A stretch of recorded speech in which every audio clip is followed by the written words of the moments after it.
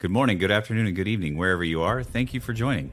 At CIQ, we're focused on powering the next generation of software infrastructure, leveraging the capabilities of cloud, hyperscale, and HPC. From research to the enterprise, our customers rely on us for the ultimate Rocky Linux, Werewolf, and Apptainer support escalation. We provide deep development capabilities and solutions, all delivered in the collaborative spirit of open source.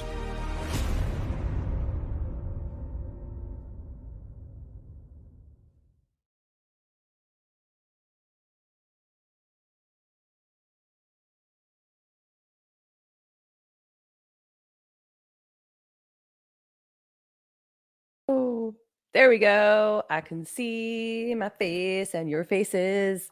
Hey, you guys, welcome to Thursday, August 15th. We are live on channel YouTube.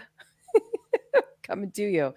Thanks for being here, guys. Always very exciting to chat with you. So this is actually kind of fun. Several weeks ago, we were talking about AI and data centers and power and environmental considerations, but we just like scratched the surface, and it was very clear we were like at the top of an entire hour having conversation that we wanted to talk more about this and dive a little bit deeper. So let's do that. And first, I just want to like welcome everyone who's watching. Hello and welcome. Thank you. CIQ, which is the place that I think all of these beautiful people work at. These are all my coworkers that I get to see in little squares on Zoom on a regular basis. So always an honor. So make sure that you like and subscribe, turn on the notifications. We are usually here each week live. Sometimes it's a little recorded session so we can do like a solid demo for you or something like that. And if you have an idea, something that you would like us to focus on, please leave that in the comments. We want to be of service to you and helpful to you in your compute world. So let's dive into it. Maybe we'll do a little introductions, and then we're going to get into these AI data centers and talk about environmental concerns. And it's good to bring these two things together, right? Technology and like really just going off into space with all things that are, even remotely possible, and then kind of grounding ourselves a little bit in like what's going on with our planet and with our environment, and how can we have these two things working together. So very excited for this topic. Dave Godlove, say hello. Hello. Solid. I'm Dave Godlove. I'm also a dad, so the dad jokes, the dad humor are going to be coming out a little bit every now and again. But yeah, so I'm a technical product writer for CIQ, working to Fernando. Hey. Working to document fuzzball currently. Used to be at the NIH. I don't know. That's enough. All the wonderful things. I mean, you had me at dad. You just did. You are a wonderful dad. Your children are lucky to have you, no matter what they say. Forrest, what's up, man? Good afternoon, everyone. My name is Forrest Burt. I'm a technical sales specialist here at CIQ. I have a background in HPC solutions architecture and engineering, and before CIQ was a sysadmin at Boise State University, so I've been kind of in the HPC space, especially in the academic and national lab space for a while. So great to be on the call with everyone. Awesome. Welcome. Glad you're here. Fernanda, welcome. Pop it in. Introduce yourself. Perfect timing. Hey. Yeah, I'm Fernanda Forder. I am at Voltron Data, which is a startup working on scalable data analytics solutions that are accelerated on the GPU. And my background is also DOE labs, HPC engineering, training, all sorts of things. All the things. Whatever's needed at the time, she's just like, I got this. I can do it. I've done whatever's interesting at the time. I've done it. I'm coming to you from Brazil, actually. I'm in a hotel. It's my last day here. I spent the last almost month visiting my homeland. I haven't been here since 2013, and I got to finally bring my kids over. So in the topic of dad and mom and parenting, finally brought my grown children over to visit where I grew up. Wow, that's really special. Thank you. Yeah, it's been great. It's been great.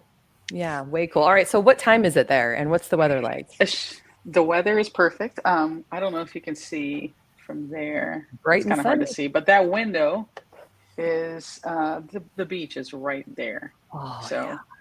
I am spending time with you instead of being at the beach. But pretty soon, as soon as we're done here, I'm going to go to the beach for one last time. Okay. Pick up the speed. Well, thank you. Thank you for being with us. See, you guys, this is how special and important we are, right? And this is how important community is. So that is awesome. Thank you. All right, Mr. Jonathan, who are you, sir?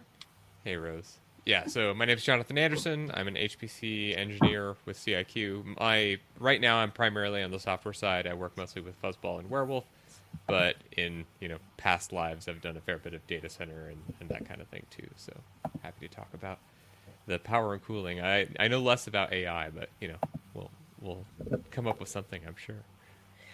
Well, that is actually interesting, and it begs the question of the title and topic of our session here today is AI and data center power and environmental considerations. So what is the difference there between a data center and AI? Well, I mean, there might be. Apparently, my volume is low again. Just a moment. It's already boosted. I know you got a big fancy microphone, man. It should work. Yeah.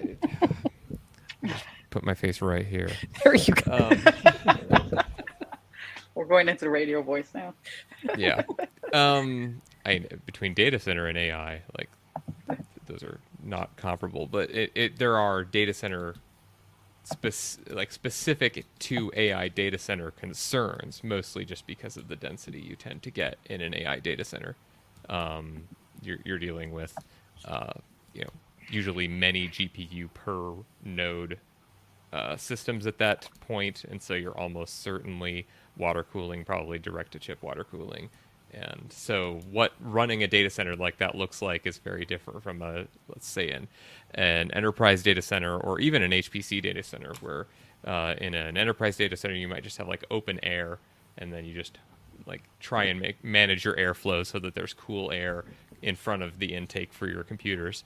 In an HPC environment, at least, historically, maybe you have like confined hot aisle or confined cold aisle to better manage that. But increasingly, like HPC and AI are converging, and so you're getting more and more water cooling anyway in a traditional HPC environment, just like in an AI system. I mean, we could maybe flesh that out a little bit more too, like, what the cold aisle and the hot aisle means and stuff like that. Essentially, from my understanding and from my experience, I could be wrong, but I think like basically you essentially usually line up a couple of I'm getting some echo. Usually you line up a couple of rows of racks in such a way that their backs are facing each other and there's an aisle between them, and you set up your airflow in such a way that you've got cool air running into the front, I guess.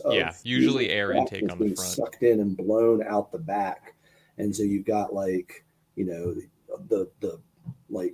the combined all the fans on the racks plus the circulation that you've got in the room is actually driving the air through these racks up and cooling them out. And that's kind of like the traditional way of doing it that Jonathan was talking about. Yeah, you can imagine like the most generic enterprise version of that is you just do that and you point all of your hot in the same direction, just so that you aren't blowing the hot air from one computer into the intake of another. And then you air condition the room and you try and maintain a certain air temperature and air humidity in the room. But you don't worry too much about it because maybe you don't have much of a heat load.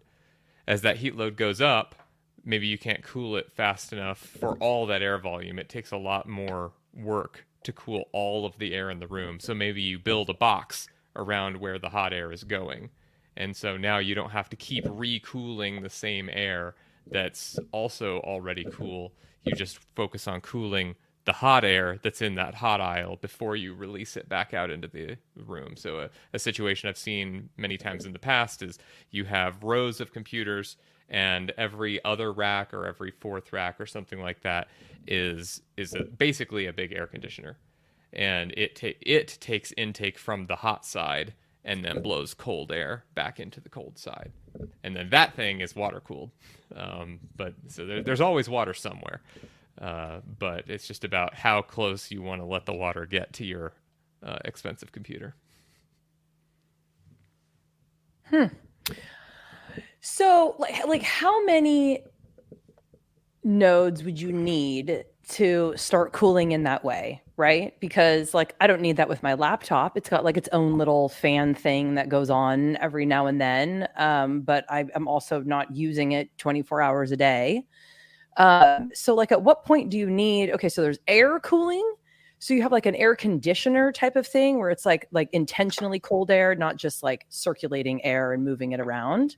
So you have some kind of like air conditioning, you have a hot space. You can do all sorts of different things with that. At some point there's water. There's also some weird liquid that you can like submerge your machines into, and somehow it doesn't do it damage, but water does. So there's so many questions here. Fernanda, help me out. So you can cool with air, right? So what you want to do is you want to get hot air out of the system. One of the reasons why you want to do that is because the system will perform better in the long run if it's cooled. It's not going to go through a lot of wear and tear, right?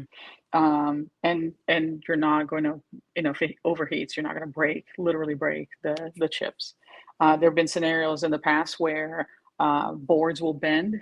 So we had famous stories back from ORNL where the board would have bent, and then the RAM that sat on a RAM, little thing, the little connector, would just kind of pop out of the board because the board was bending with heat. So that's one way to cool it. Another one is let's water cool it. So you have, instead of a heat sink that sits on top of the systems, whether that's the RAM or the GPU or the CPU, you've got a plate that's a heat exchanger, and it sits right on top of it, and then water goes into that plate. It doesn't come into contact with the CPU, but it exchanges heat through a metal plate or through a metal base. So that's another way to do it. Another way to do it is to do it with warm water. What you really need is a differential in temperature, right? So you don't need the chip necessarily to be at 0 degrees. What you need the chip to be is Celsius. You need the chip to be below 65 degrees Celsius, or more or less. So you want to lower that temperature more to the 40s and 30s, and you can do that with what's called warm water. It's just essentially room temperature water that's 75 degrees, and it's going to take that heat away, and it's going, it's just going to be a heat sink.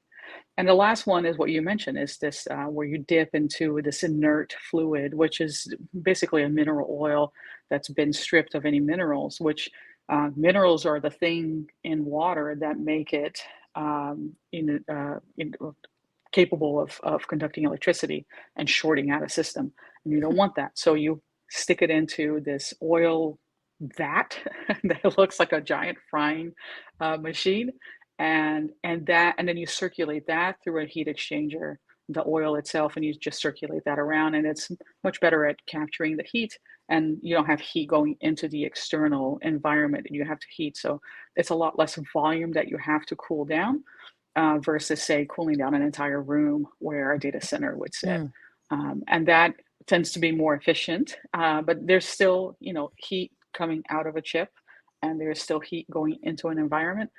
It's just the matter of now of deciding efficiency and how much you're willing to create infrastructure to bring in to do all this cooling, whether it's AC or chilling water. Chillers are very expensive. They're very big. It requires space. Warm water doesn't require the huge chillers usually, but you still need chillers. And then this, oil vat sort of scenario require still some capability in chilling or something like that. You still have to dump the heat out somewhere. Otherwise, it just kind of takes all the heat. And then now what? Now it's hot oil, right? And the oil Sounds it's like heavy. It's just physically heavy, right? So your racks end up weighing like, a couple of cars per rack.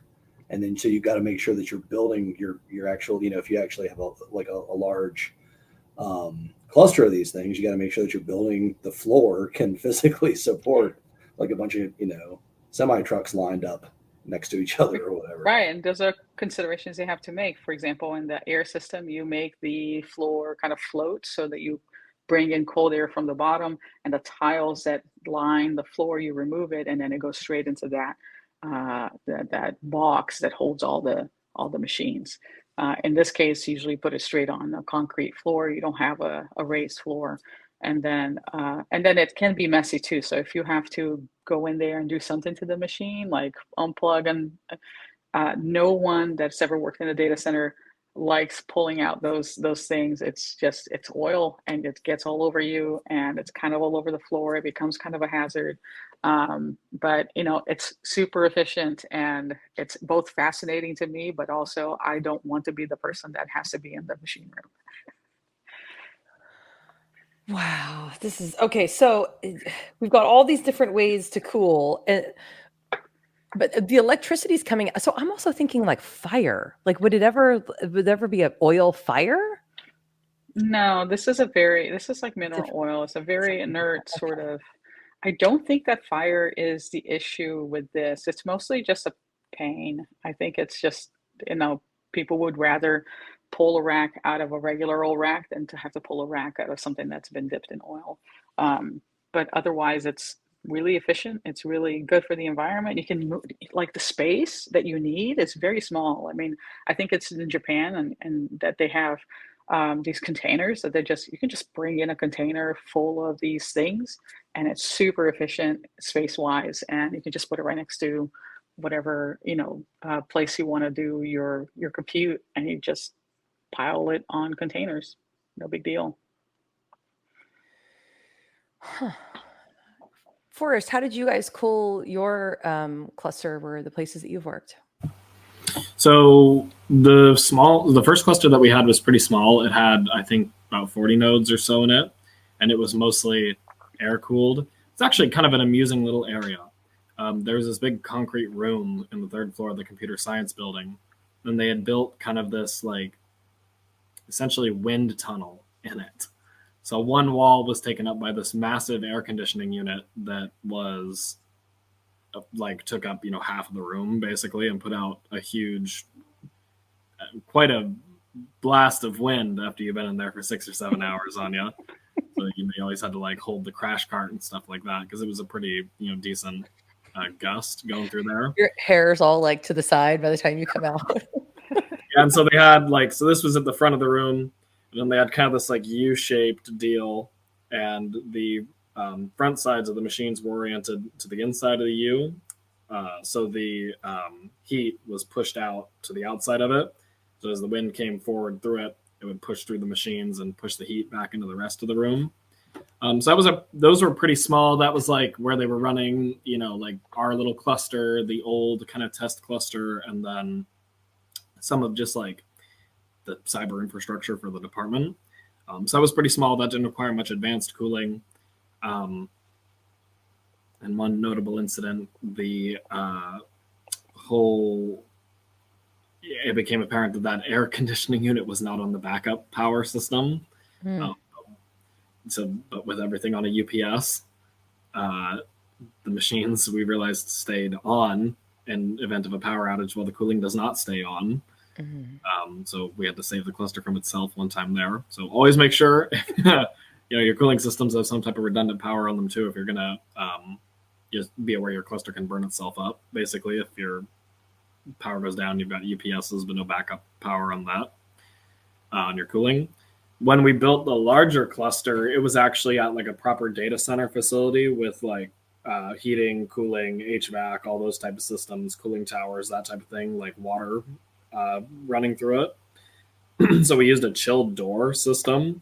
So essentially, there was the front end. So our machines were oriented in aisles. Instead of having with a hot aisle, for example, if you're in Stampede 2 at the Texas Advanced Computing Center, their hot aisle is 50 feet long, and it's got thousands of machines pointing into that hot aisle,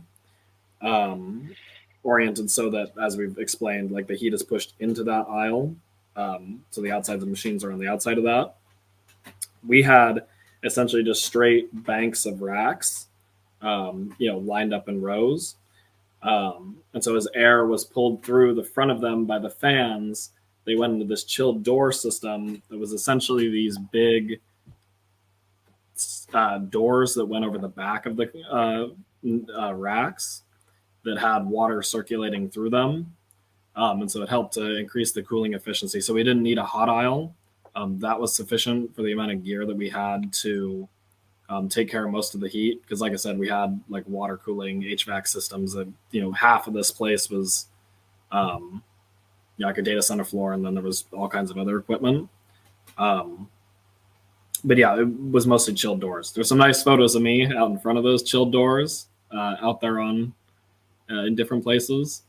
But yeah, so as air gets sucked in through the front of them, it gets pushed out the back, but instead of just getting pushed out into like an air cooling thing, it gets pushed out into like this big like door that like seals the entire back of the rack. So you have to like open it, and when you pull it open, you've got all your gear there, but in the meantime, it's circulating water through it to take away the heat that's being pushed back into it. So that's what we used there. On your photo comment, the chilled doors look really cool because they're lit in such a way to make them look like the underside of some tuner's car with like neon and stuff. So they've got like neon blue. It's yeah, they look really cool, but they also are kind of a pain when you actually need to do something on the on the rack. You've got to like open the door and get in there, and sometimes they can be in your way to like pull the rack out or pull a board out or something. So yeah, because they're pretty heavy too. They're like a good like probably 50-pound door or something like that. Like they're pretty heavy each. But yeah, I've also seen like the immersion cooling units. They have some of those, for example, the Texas Advanced Computing Center, and it's basically just this big like 10-foot long bin with this huge pool of mineral oil in it and all the GPUs immersed in it. And it actually keeps things cool enough that there's like frost around the edges of it. So it's kind of an interesting system. But from what I've always heard about that type of thing, one of the problems with like the larger and larger GPUs that we're using for AI is that the actual like power consumption of those is going up. Like some of the newer models are upwards of like 400 watts or better. So what I've heard is that when you want to stack, like the standard 8 GPU box is about 4U or so. If you want to stack, 8 of these new GPUs in a 4U package, it comes down to you have to like have a little immersion cooling type thing because there's just so much heat coming off of those that air cooling isn't possible. So some of the like later GPUs I've heard are starting to run into like more of that immersion cooling thing. It's kind of been like a fun novelty up until now, like, ooh, they have those immersion cooling units attack. But it's becoming more and more of like an actual reality for how people are really running things at a very high level. That's incredible. I mean, I'm sure like as time goes by, we'll have more and more innovative ways to cool these racks for sure. So it's going to be exciting to see kind of what's coming down the pike here. Can you guys touch on, so we talked a little bit about like, what do you do with all the power as it's coming in to make sure that it's stable and it's cool? Like, how does this tie into what you see as the environmental concerns for these types of data centers? Like what is it that concerns you, Fernanda? Just about like, is it the space, the money, the energy? I mean, certainly energy is a concern. There was, there's talk not too long ago, maybe about a month ago, where the infamous Elon Musk wanted to put a data center somewhere in Tennessee, and of course, I have a place in Tennessee and out in Memphis, and it's we're already having issues with power in general, right? In places like California, and there's only so much you can do and grow, and to put a new power plant, it takes quite a bit in the United States. There are other countries that are getting way ahead of us in creating sorts of renewable clean energy solutions, right? There's lots of nuclear plants going in China. And so I think those places are going to be much better prepared for the density and the needs of data centers in the future if we're going to continue to grow this sort of stuff. But, the effect that it will have in a town is, I think, kind of remains to be seen. If a town all of a sudden wants to grow its residents, it might not be because it's beholden to a data center.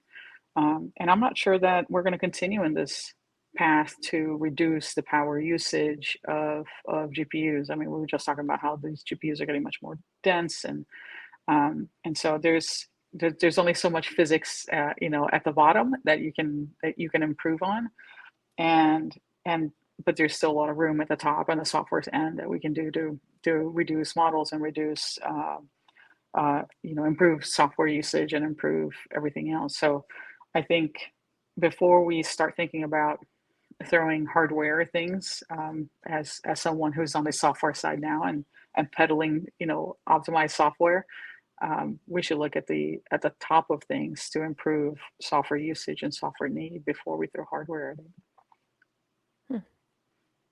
Thank you. Yeah. There's a concern to there's a concern.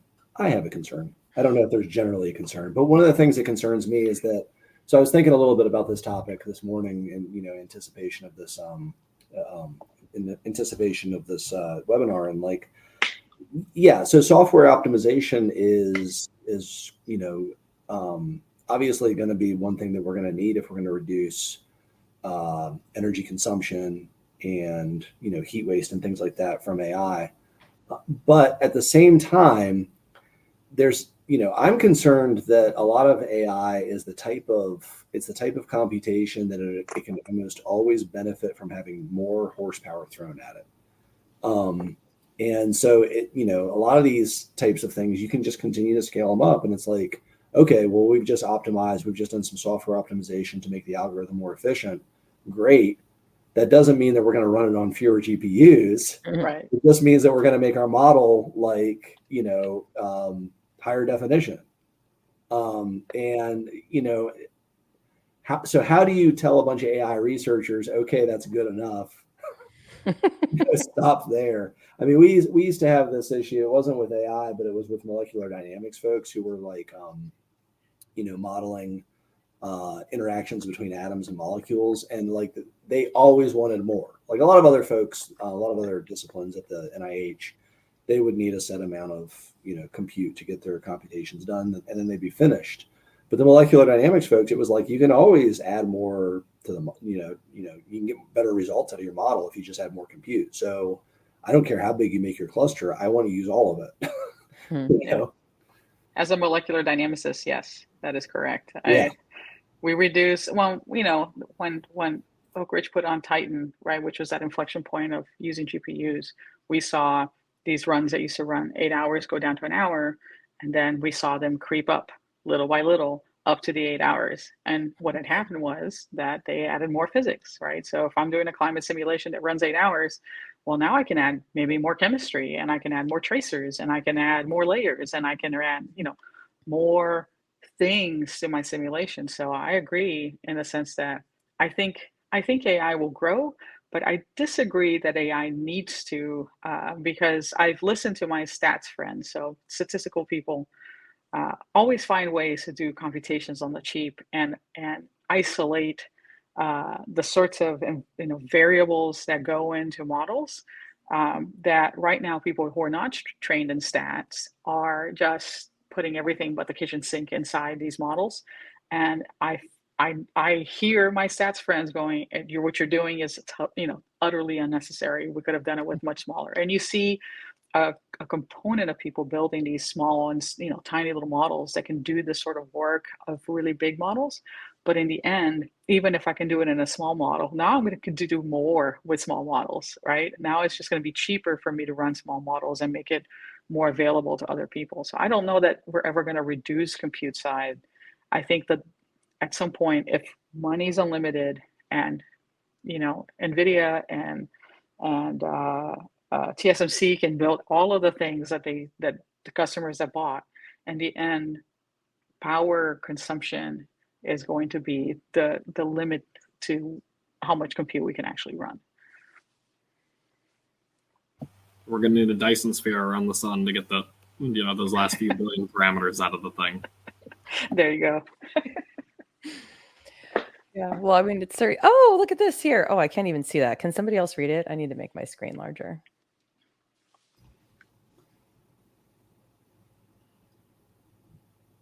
Okay, tip. Be sure to have cooling on different power sources not all attached to the same UPS, split between redundant UPS, or have city UPS power sources plugged in.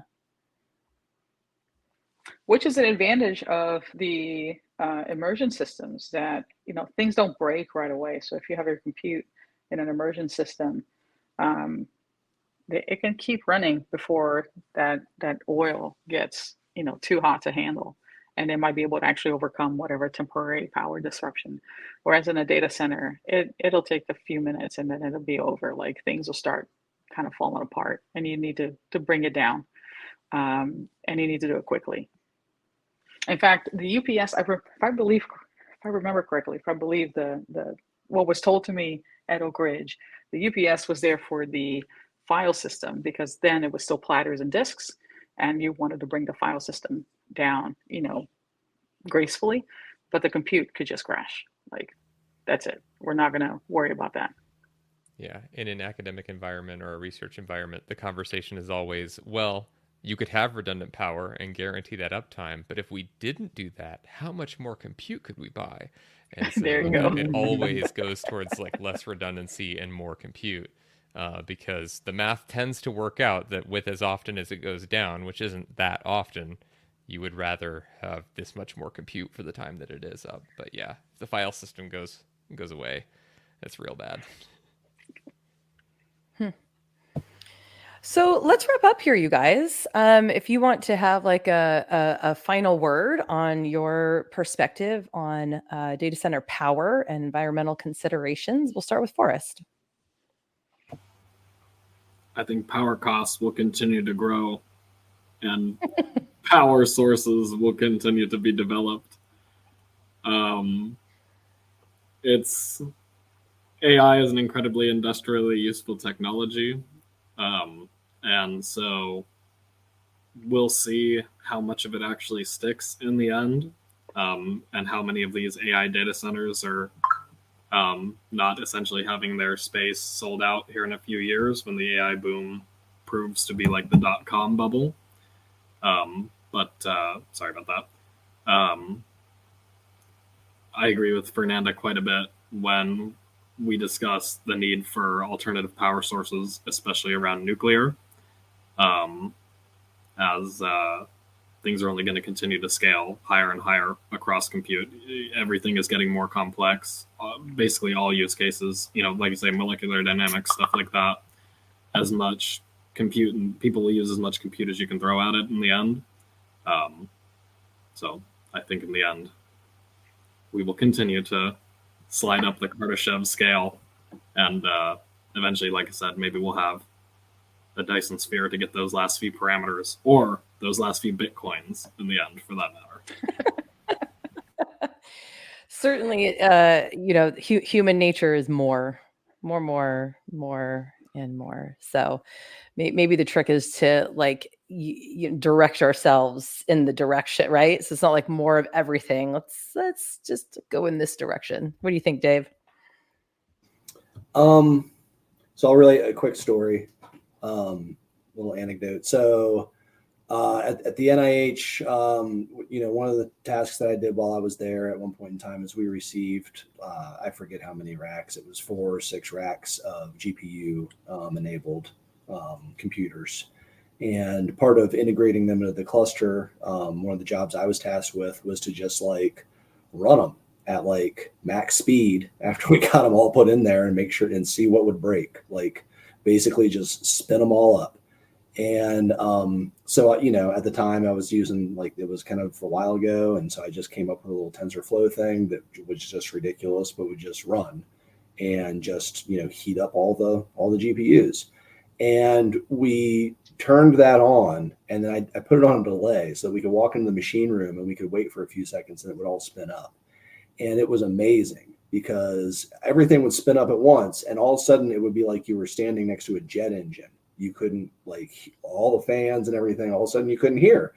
And you have to yell at the person next to you. And they had little meters on the front of the rack showing how much power consumption they were using. And that would just start to, go really fast and really, go up really high. And I forget what the measurement was, if it was megawatts or what it was, but whatever it was, it was the first time I really got to thinking. I was like, wow, I'm burning a lot of electricity here, and like, is this worth it? Like, how much carbon am I producing right now just to kind of test these things and make sure they're okay? And and so it really made me think about like all the jobs I'd run in the past and how many of them were like really, really necessary versus like, I'm just doing some exploratory stuff. And like, or when you make a mistake and you run a bunch of compute and you're like, oh crap, I got to go back and run it all over again. It's like, this has real effects on the environment. You're like producing carbon, like every time you do that on, just by generating the electricity and then, producing the heat on the way out. And I don't know.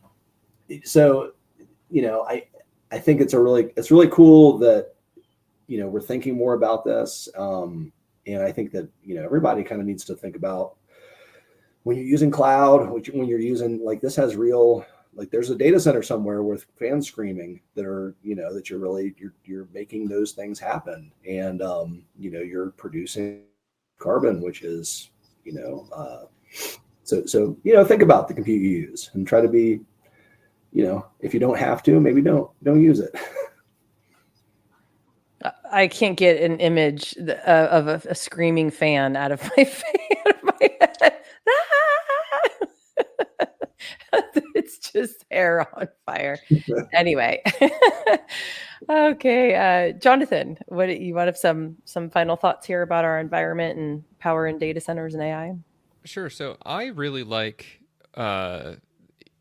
when like more and more data centers are being placed explicitly in a location for some reason. And in the past, that's been like proximity to the people using it. But as our networks have improved, that's less of a concern. So like the cluster that I was on at University of Colorado Boulder, one of the benefits there was because of the humidity.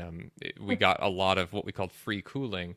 Like 9 months out of the year, the only power we had to spend to cool the system was just pumping the water around, and it went to a chilling tower, and it just was evaporative cooling. And then, in the heat of the summer, we'd have to run a chiller.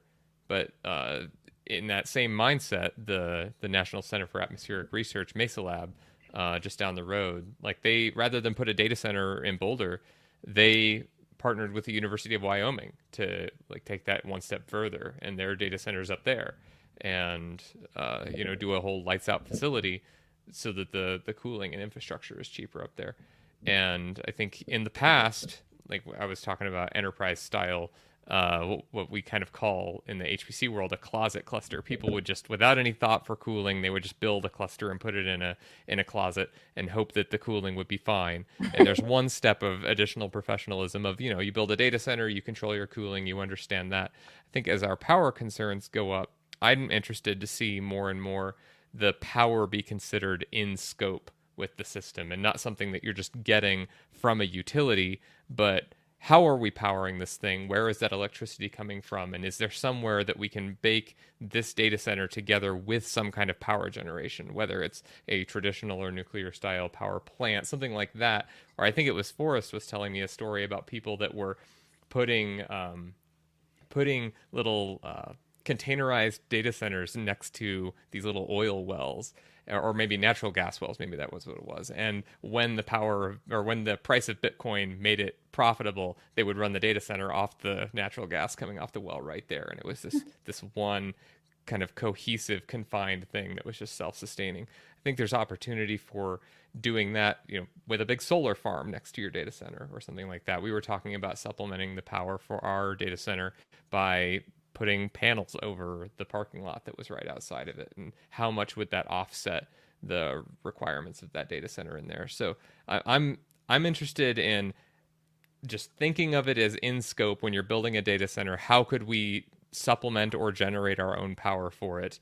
But then also maybe instead of always trying to push the fastest we could possibly go, like Dave was saying, how much power can we generate? And what if we stayed within that budget and dealt with it through efficiency there? Like reset our level of expectation to what we can realistically generate on site, and then improve efficiencies from there rather than just letting it explode and take resources from wherever we can get it. Well said, man. Yeah, that was great. I think Dave just put a little note in here that using the excess heat to heat other buildings. Oh, so like if it's like in the basement or something, and then there's people working above, that they would take the heat and kind of during the winter time push it up to the other rooms. Well, yeah, but there's even centers, in places like Amsterdam and Germany and stuff that are taking the heat and actually move them to other buildings within the city, and actually, Cool. take they basically are recycling the excess heat from the data center to use it to, heat other buildings and things. So it's a pretty cool idea as well, I think. Yeah, Yeah. I heard an anecdote at one point, at least, that the NREL, the National Renewable Energy Lab, I think is what it is. They were they at least have some portion of their facility that pumps the hot water like through the sidewalks for snow melt and things like that. At least that is the thing that I have heard repeatedly. I've not verified it independently. See, people are cool when we need to be, right, Fernanda? Why don't you take us home? Close us Well, out. they kind of took one of my points, which is I was gonna get on that idea of like how we use power and then we just kind of throw it away, right? Like it's done its thing, and then we shoot it off into the air, literally, and we just kind of forget that it was there. I was watching today. There's this lady on YouTube. She has these shorts. Her name is Chloe, and she was talking about how they came up with a new way to get geothermal energy. So in places where they don't have like any water, underground water to get that geothermal energy out, they're fracking. They're using fracking technology to inject water to get heated up deeper in the mantle, and then using that heated water, back up. And I was like, you can just connect to a data center. Like, why haven't we? Because a heat pump is like this amazing thing that is just becoming more ubiquitous. It's so good at extracting energy and extracting heat, or dumping heat, and we could extract so much out of this. And so if we could find ways to integrate not just a local power, clean power, hopefully nuclear. As a physicist, I believe in clean nuclear energy, but then integrating that reuse of whatever we've done, what we would otherwise dump into the atmosphere, into other closed loop systems that people can tap into. Like now, I've got heated water from a data center. Let's send that around into local buildings so that heat pumps can extract the energy out of that. That is one way that we can just stop the bleed and just make a little bit, the system just a little. It's not going to be 100% efficiency. We know that. We know the physics is never going to give us 100% back. But if we can get 30% back out of whatever we're dumping into the sky, great. Let's do that. Yeah. Yeah. Well, that's awesome. Okay, you guys. There is hope for us yet. There are many ideas out there, and many people that are maybe just being born that are going to come up with more amazing ideas of how to make sure that this amazing earth that we live on continues to be beautiful for all the generations to come. And we can also do cool things with AI and these big, data centers. It's cool to see how it kind of can all come together. And thank you guys for your time and your energy. Thank you everybody for watching. Cheers. You can go to ciq.com if you have any questions. You can just kind of chat into us, and we'd love to chat with you about all the cool things that we're doing here too in terms of compute. So we got support for Rocky Linux, and we got Fuzzball on the horizon that we're going to be talking about more about in the next few weeks. We've got Werewolf, we've got Aptainer, we've got Ascender. So we'd love to chat with you more. Thank you so much. And we'll see you next week. Same time, same place. Mwah. Bye, guys.